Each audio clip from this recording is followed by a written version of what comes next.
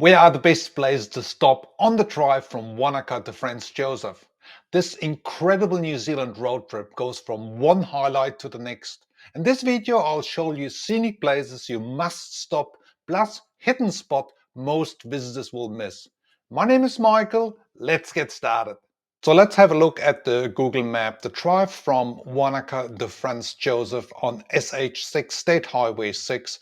It's here 3 hours 56, 284 kilometers. As usually, you have to add about 10 to 15% because Google Maps are not quite accurate in respect of time. Also, you need to be aware that the speed limit here in New Zealand is 100 kilometers per hour, which is around about 66 miles an hour. So this road trip will lead us through a vastly changing scenery between the central Otago region, which is here around Wanaka. The central Otago region is basically on the eastern side of the Southern Alps. The Southern Alps are going right between the northern part of the South Island until here, the southern part. And you basically have dry, barren countries on the right-hand side here, and you have lush green rainforest on the west coast. So we're passing over Haast Pass, and you will see that kind of change in scenery quite significantly. So let's start our journey here in Wanaka. As a tour guide in my previous life, I've done this trip many times, so it's a beautiful drive, so please take your time. You have a whole day. So from Wanaka, you heading out towards Lake Hawea. And this is a beautiful drive already, but there's one viewpoint you really want to stop. It's the Lake Hawea outlook. Let's have a quick look at that. This is the outlook as such on a beautiful fine day. This is really hard to beat. There's a bit of a car park, so you can stop here and take pictures. There's a bit of a description. As you can also see, there's a bit of lake fishing going on and hunting in the area. So either fly fishing or lake fishing, it's all available here. Right, from here you continue, and this is called the 𝗥𝗲𝗹𝗃𝗃. Another viewpoint, it's the Lake Wanaka outlook. Again, on a fine day, this is obviously a must stop. It's a fairly small car park, so you want to be mindful of traffic. Quite a bit of information about Lake Wanaka. I want to show you something very special. If you stay in Wanaka, you might want to consider doing. So here's a little island called Makarora Island. So you can actually go here with a water taxi from Wanaka. This is a bit of a side trip, of course. Go hiking on that island. The water taxi ride takes about 40 minutes or so. And you basically here, you're looking on a lake on the island, which is in a lake, Lake Wanaka. So it's quite a special place. It's a protected area. You can't get there without a boat. So keep that in mind if you're in Wanaka. This is kind of a little side trip. Now you continue traveling along Lake Wanaka. This region is highly underpopulated, so there's hardly any settlements, or there's a few farms here and there. There's a bit of a village called Makarora. I want to point out a couple of things in the Makarora area. There is obviously some accommodations, but there's also a couple of wilderness trips you might want to be aware of. So one trip from Makarora, which is going into the wilderness area of the Siberia Valley, which is right here on the western side. It's called the Siberia Experience. I'll show you a little bit more about that on their website now. So the Siberia Experience, quite a special trip really, but it's been around for a long time. At least, you know, I've been a tour guide since 30 years and it's been around for at least 20 years. So what's happening is from Makarora, you're flying in with a plane. There is a landing strip in the Siberia Valley. Then you can actually walk down the 𝗏𝗏𝗃𝗏𝗃 River, which is here on that picture. And once you arrive back opposite the Makarora village, you get a jet boat ride back to the other side. So this is a fantastic trip. You have to calculate at least half a day. But some people do it on the way to Franz Josef. Other people do it from Wanaka. But I can highly recommend, this is one of a very special experience in that part of New Zealand. So Makarora is a very, very small little place. There is a campground, there is a cafe, kind of little market as such, and public toilets, as well as a small Department of Conservation center, but that's pretty much it. So you would continue traveling towards north, and the next key stop, which is quite popular, is the Blue Pools. So the Blue Pools have become quite popular with a lot of travelers, and they actually built a huge car park here. At the time of this recording, part of the Blue Pools were closed, but this is happening all the time. You need to watch out for announcement that maybe a track is closed for maintenance or there was a flooding or whatever. But so I just jumped into the Department of Conservation website, and that's a good place for you to check any walks, if they're open, if they're closed. And here's a big red sign, obviously, alert that it's currently closed. But also there are some maps, some times, gives you kind of a little bit more information how to get there, etc. So keep that in mind. Department of Conservation information website. I'll put the link in the description box below. So if you find this video helpful, please hit the subscribe button below. Also, you can download our free New Zealand planning sheet in the description box below. Let's have a look at the Blue Pools picture. So you're basically walking into the area of the river, the Makarora River, and there's a side river flowing into the main river, and that's basically where the pools are. It's a beautiful, stunning color. It's a very well-defined track. Takes you round about 20 minutes, 15-20 minutes one way. But yeah, it's a bridge. That bridge at the moment, there was some construction going on. But again, you know, you need to check while you're traveling. It's a pretty good track, suitable for families, for children, for everybody really. So let's continue. There's also on the other side, Cameron Flats campground. There's a camping site if you're traveling with a motorhome. That's quite good to know if you want to stay around. So here we crossing from the Otago region and to the west coast, and you kind of immediately can actually see the change in vegetation, and also the divide. The water runs from the pass, runs to the western side.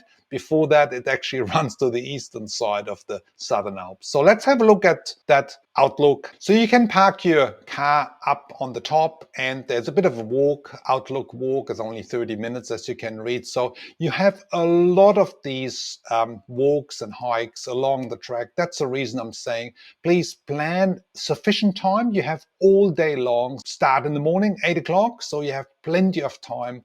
Also, because the region is really underpopulated, make sure you've got a bit of food with you. Make sure that the petrol tank is filled up, and you got some water with you if you want. But you know, most of the time you can actually drink out of the rivers or creeks. Yep, continuing here is another cool little spot I love. You know, with my guests when I was a tour guide, we stopped here, Fantail Falls all the time. Yeah, especially after high rainfall, obviously it's you know, very, very forceful, the waterfalls coming down. As you can see, there's a lot of small walks and hikes around. So once you're heading towards the Gates of Haast, so this is the Gates of Haast. One thing I want to point out is that we have a lot of one-way bridges here in that part of New Zealand, meaning that one part of the traffic has to stop to let the other one go over the bridge. Works quite well. So you just need to be mindful to watch the signage and to be aware of oncoming traffic. So after the Gates of Haast Bridge, it's all rolling into the Haast River Valley. This is a stunning sight. There's another viewpoint here. There's so many of those, but just, you know, on a fine day, you really want to take your time and stop here. You traveling along the Haast River, there's a couple of bends, sharp corners, a couple of other, you know, viewpoints you want to stop. So it's just really to your own discretion how much time you want to spend here. But at the end of the day, you will come over to the village of Haast. This is one of the key places here. You got a petrol station here. You got an information center here in Haast, and you got a little bit of a settlement. With a cafe, a little shop, you got some accommodation here. So it's also an opportunity if you want to stay a little bit more remote. in New Zealand to either with your camper van or even in a motel here, you could do so here in the Haast River. I'll show you a couple of tours I really like and you could explore. So if you have a lot of time, or even if you stay in the Haast area, you could actually traveling down towards Jackson Bay, which is right here. It's around about 20 kilometers. It's very remote. It's previous harbor, little harbor area. There's some of the walks here, as you can see, but there's one trip I want to point out to you. So it's the Okarito River Safari. It's a classic New Zealand jet boating, but unlike the jet boating you get maybe in Queenstown or in Wanaka, this is really going into the wilderness area with a jet boat, and that was really what the jet boats were designed for, to go off the beaten track, go up the rivers with very, very little water in the rivers. So basically the jet boat is actually flying over the water surface, only needs a few centimeters of that. This is a family-run business, and I really recommend you considering that as one of your jet boat options for New Zealand. Again, I put the link in the description box below. Right, so you either had a stop in Haast or even stayed in the area. So we make our way further north, and there's one spot I really recommend you to spend a bit of time, maybe half an hour, go for a walk at Ship Creek. It's a beautiful little boardwalk going right to the Tasman Sea. This is obviously in the evening, beautiful light with sunset, but there's also a bit of a lagoon. We get that later on in this video as well. There's a couple of places, lagoons, beaches, remote places, but this is just one of a kind places. I really encourage you to stop and see Mother Nature at its best. Nothing has changed for a few thousand years here. Again, there's a bit of information. Again, there's forest walks, information about the wildlife. Right, we continue further north. Here's another viewpoint. This one is quite popular. It's Knight's Point. Stunning views again, but you have to expect lots of people around, busloads of people. It's a huge car park. Then going along the bends here, and you come to one of a really special place. It's called Wilderness Lodge Lake Moeraki. That is one of the key accommodation options here on the west coast, and many people would stay there for nature experiences, wildlife experiences. So let's have a bit of a look at it. So this is the setting for Wilderness Lodge Lake Moeraki. It's run by the McSweeney family. They have another lodge in the Haast Pass National Park area, but most people would come here for nature, and they have wonderful guided walks. There's a penguin colony not far away. So if you really want to go off the beaten, if you really want to embrace unique experiences and emptiness as such, there's no village, there's nothing around, no supermarket, nothing. It's really middle of nowhere. So maybe Lake Moeraki Wilderness Lodge is something for you. So after you passed Lake Moeraki Wilderness Lodge, there's actually a stunning walk, Monro Beach Walk. And this is one of the kind of hidden secrets I want to point out. Most people pass this. It's very easy. You pass it on the main road, but let's have a closer look at this one. So there's a little car park. You just drive in. It's about 100, 150 meters. You drive in from the main road. There's a little car park, and you go right into the bush. And it more or less, it finishes up at Monro Beach. It's a bit of a walk. It's about maybe an hour and a half return. The scenery is just stunning. It's one of a kind. There are penguins there. Please stay away from the penguins. As the signage here says, this is their natural habitat. There's also seals and sometimes sea lions, so there's a lot of wildlife. It's really classic New Zealand. Look at these tree ferns. It's just magnificent. And the beauty again is there's not that many people around doing that walk, so keep that in mind. So by now you probably think, what else, what more is to come? But there's still something else. So we continue. Here is Lake Paringa. There used to be a lodge, it's no longer. That's one of the things you sometimes need to keep in mind. Places are listed on Google Maps. They're not necessarily still around. I highly recommend, if you want to stay somewhere, you really need to pre-book accommodations, especially in the summer season between November and March. If you found this video helpful, please hit the subscribe button below. Also, you can download our free New Zealand planning sheet in the description box below. These townships are very small, and sometimes, you know, there's a lot of people going through, so pre-book accommodation as well as the tours. So you're passing through little places like Bruce Bay. There's a little accommodation bed and breakfast lodge. There's a beautiful kind of a seafront, the Monro Beach, but you more or less continue further north. Jacobs River, very, very tiny. It's basically just, I think they have a school there. But yeah, you continue along the road, State Highway 6, going all the way north. It's a beautiful drive here.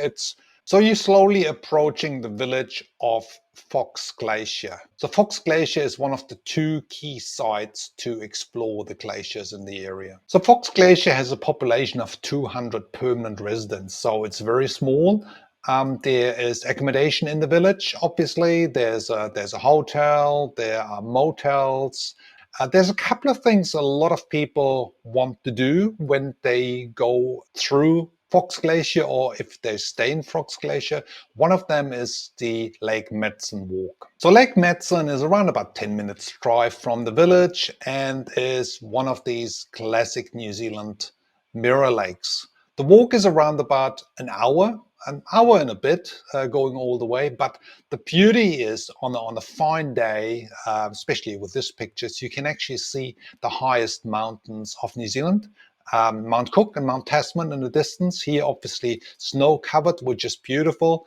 It's a good track. Most people would do it either in the morning or in the evening, because those kinds of times you have less ripple on the water, so it's a little bit less wind. So early morning normally is the best time. Also during the daytime, clouds coming in. I've been here many times with my tour groups and myself walking around, so it's one of the classics to do here on the west coast, and it's a circle track, so you're coming back to the same place. So most people would stay either in 𝗏𝗏𝗃𝗏 Glacier or in Franz Josef, which we're going next. But before that, I just want to point out one place which is also a little bit hidden and off the beaten. It's called Gillespie Beach. It's around about 25 kilometers away from the 𝗏𝗏𝗃𝗏 village.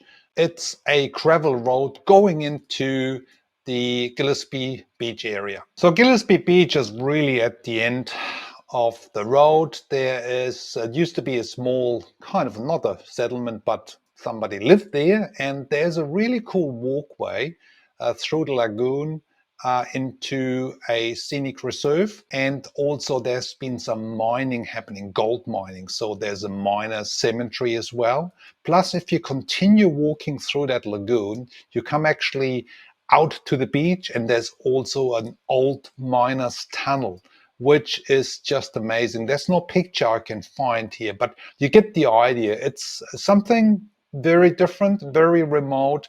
You need to be mindful there's no mobile phone reception here. So Gillespie Beach is obviously something for people which have a little bit more time. That's what I'm saying. You have to bring as much time as possible for the region, for this area, 𝗏𝗏𝗃𝗏 and Franz Josef. I would highly recommend at least 2 nights. So you got the two main glaciers here, the 𝗏𝗏𝗃𝗏 Glacier and the Franz Josef Glacier in the area. They all come from the same ice field in the Southern Alps and been flowing over there for hundreds and thousands of years. Over the last 20-30 years, they have been reduced in size, but you can still explore them. One of them is with a heli-hiking option. So heli-hiking is a very popular way, and the only way actually to get onto the ice. It used to be accessible by foot, but now you really need to fly out there. It's a short 5-minute flight up onto the glacier with a local guide, and you walk up there for about 2 hours, and then you head back, basically. This is really one of the highlights for many of my guests. I put the website link into the description box as well. You can do heli-hiking either from 𝗏𝗏𝗃𝗏 Glacier or from Franz Josef. They're both pretty equal in that respect. It just depends on the weather conditions. With the weather conditions in this area, you need to be aware weather can change very rapidly. That means you could have rain in the morning at 7 o'clock, but at 8 o'clock it's beautiful and the heli-hiking goes ahead. So these kinds of tours, you need to pre-book, but you also need to be aware that can be cancelled at any time. So again, if you allow a little bit time in the area, if you want to do that, it's well worth doing. You can also, if you're not into helicopter rides, you can just walk into the glacier valley. Here's a number of walks, smaller bush walks, but also a few point walks into the 𝗏𝗏 Glacier Valley. Now, if you look at the map, it doesn't look that far between 𝗏𝗏 Glacier and Franz Josef, but it's quite a zigzag drive. It's only about 24 kilometers, but it takes around about 30 minutes to get from 𝗏𝗏 Glacier to Franz Josef. So 𝗏𝗏 Glacier, as I mentioned before, 200 people. Franz Josef is slightly larger, around about 400, 450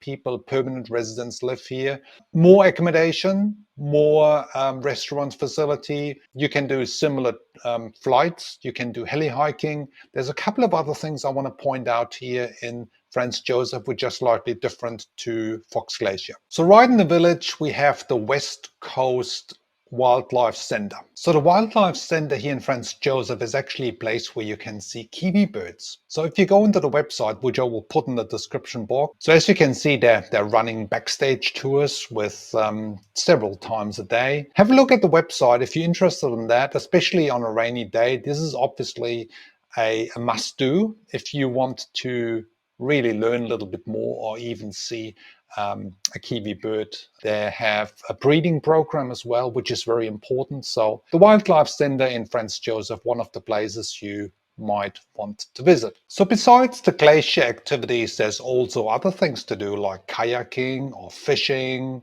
quad biking. So there's quite a bit you can pursue. This is just outside Franz Josef Wilderness Tours. Again, all the details I'll put in the link below. Similar to 𝗏𝗏 Glacier here in Franz Josef, there's a number of treks you can go up into the glacier valley. Some of them are really just on the ground, on the floor. Others are really going into the alpine region. So if you have a certain fitness level, like here, 𝗟𝗏𝗃𝗃𝗹, we've got the picture coming up, 𝗟𝗏𝗃𝗃 walk. Yeah, you need to calculate 8 hours return. But there's smaller walks as well, especially on a fine day. Look at these. I mean, that's classic New Zealand scenery, fresh air. 𝗟𝗏𝗃𝗃𝗃, 1,300 meters above. On a clear day, the views are just amazing. I've been there once or twice with clients. It was just incredible. Right, so we've seen quite a bit on the stretch between Wanaka and Franz Josef. There's one more thing I want to show you. It's a very special place. Again, often missed. It's called Okarito Lagoon. So Okarito Lagoon is about half an hour drive from Franz Josef. You can easily do it. If you stay a couple of nights in Franz Josef, you can easily do a kayaking trip into the Okarito Lagoon. Let's have a look at that. So this is the Okarito Lagoon. Isn't that amazing? This is one of my favorite trips at the moment for my guests traveling through New Zealand. They have actually white herons here as well. This is Okarito village. Very, very small. There's a bit of accommodation, but not a lot. But the wilderness and remoteness of this place is just incredible, and I highly encourage go there. You don't need to do the kayaking, but there's a couple of walks around as well. But if you stay in the Franz Josef area, I would highly encourage you to go down to Okarito. As you can see, there are many options and places to stop on the drive from Wanaka to Franz Josef. My key advice is to take your time and plan at least 2 nights for this stunning 𝗏𝗏 and Franz Josef region. Check out my other New Zealand road videos and make sure you get the most out of your time in New Zealand. Plus, download our free New Zealand travel planning sheet and put any feedback or questions into the comments field below. See you in the next video.